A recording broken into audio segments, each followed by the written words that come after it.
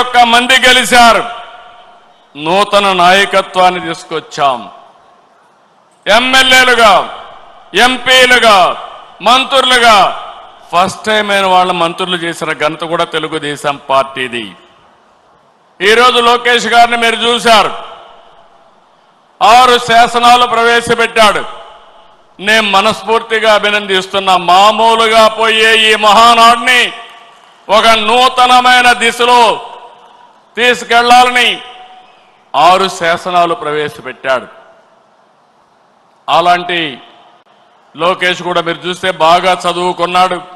చదువుకొని వచ్చి ఆయనకుండే నాలెడ్జ్ని ఇక్కడ ఉపయోగిస్తూ, టెక్నాలజీ కానీ నాలెడ్జ్ని ఉపయోగిస్తూ ఒక నూతనమైన విధానానికి శ్రీకారం చుట్టాడు. ఇంకో పక్కన రామ్మోహన్ నాయుడు చూస్తున్నారు మీరు. నా మిత్రుడు ఎర్రమనాయుడు గారి కుమారుడు.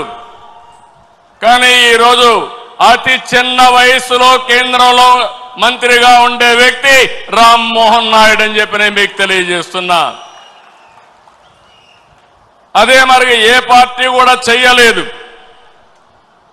ఒక సాధారణమైన కార్యకర్త కొడుకు వెంకట్రాజు, ఆయన్ని ఎమ్మెల్యేగా చేశాం. ఒక సాధారణమైన కార్యకర్త అప్పలనాయుడు ఒక ఎంపీగా చేశాం. మొన్నటి వరకు మీ దగ్గర కూర్చున్న వాళ్ళు ఇప్పుడు ఎమ్మెల్యేలుగా వేదిక మీదకి వచ్చారు. ఇది ఒక చరిత్ర. అంటే ఈరోజు మనం ఇక్కడికి వచ్చామంటే మనందరి మీద బాధ్యత పెరిగిందని చెప్పి కూడా నేను మీకు తెలియజేస్తున్నా. తెలుగుదేశం పార్టీ కొత్త తరహా అడ్మినిస్ట్రేషన్ కూడా శ్రీకారం చుట్టాం. ఒకప్పుడు పార్టీ గ్రామ శాఖ, మండల శాఖ, జిల్లా శాఖ, రాష్ట్ర శాఖ ఉంటే కొత్తగా ఎన్నికల్లో ప్రాధాన్యత ఇవ్వడానికి, బాధ్యత ఇవ్వడానికి క్లస్టర్, యూనిట్, బూత్, కేఎస్ఎస్ తీసుకొచ్చాం. ఎప్పటికప్పుడు ప్రజాభిప్రాయాన్ని తీసుకుంటున్నాం. ప్రజాభిప్రాయాన్ని తీసుకుని కార్యకర్తలు, ప్రజలు ఎవరిని మెచ్చితే వారికి పదవులు అప్పచెప్తున్నాం. ఇలాంటి కార్యక్రమాలతో మనం ముందుకు పోతున్నాం. నేను ఈ మహానాడులో మీ అందరికీ విజ్ఞప్తి చేస్తున్నా. 43 సంవత్సరాలుగా తెలుగుదేశం పార్టీ జెండా రెపరెపలాడుతా ఉందంటే దానికి కారణం త్యాగాలు చేసిన మీరేనని చెప్పి మరొక్కసారి విజ్ఞప్తి చేస్తున్నాను.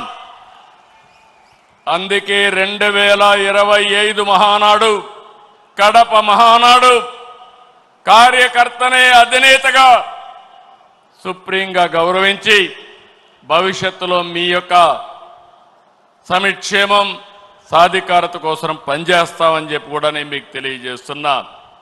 అయితే ఇదే సమయంలో నేను ఒకటే మిమ్మల్ని అందరినీ కోరుతున్నా. పార్టీ మీకు అండగా ఉంటాం. ప్రజలకు మీరు దగ్గరగా ఉండాలి. ఏ నాయకుడైతే ప్రజల్లో అనునిత్యం అనుసంధానం చేసుకుని పనిచేసి ఎప్పుడు ఎన్నికలు పెట్టినా తెలుగుదేశం పార్టీనే గెలవాలి, అన్ని ప్రాంతాల్లో గెలవాలి. ఈరోజు రాష్ట్రం అంతా కార్యక్రమాలు చేస్తున్నాం. అలాంటప్పుడు కొన్ని నియోజకవర్గాలు గెలిచి కొన్ని ప్రాంతాల్లో మెజారిటీ ఓట్లు వస్తున్నాయంటే దానికి కారణం అక్కడుండే నాయకత్వం కూడా అని చెప్పి నేను మీకు తెలియజేస్తున్నా. మనం రాజకీయాల్లో ఉన్నాం, రాష్ట్రాన్ని మార్చాలనుకుంటున్నాం. అలాంటి సందర్భంలో మీరు కూడా ఆలోచించాల్సింది ప్రజలకు మెచ్చే రాజకీయ పాలన మీ ప్రాంతాల్లో మీరు అందించవలసిన అవసరం ఉంది. ఏ కష్టం వచ్చినా మీరు అండగా ఉండాలి, తోడుగా ఉండాలి.